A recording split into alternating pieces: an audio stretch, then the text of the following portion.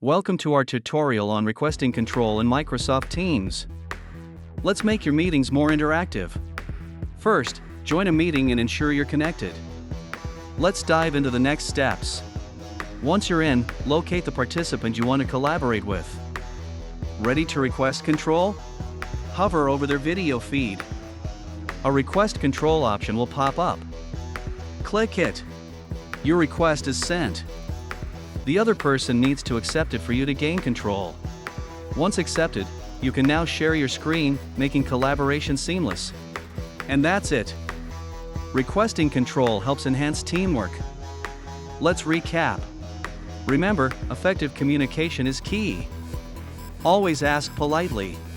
Practice this new skill in your next meeting and watch your productivity soar. Thank you for joining. For more tips, subscribe to our channel. Give it a try today and take control of your meetings.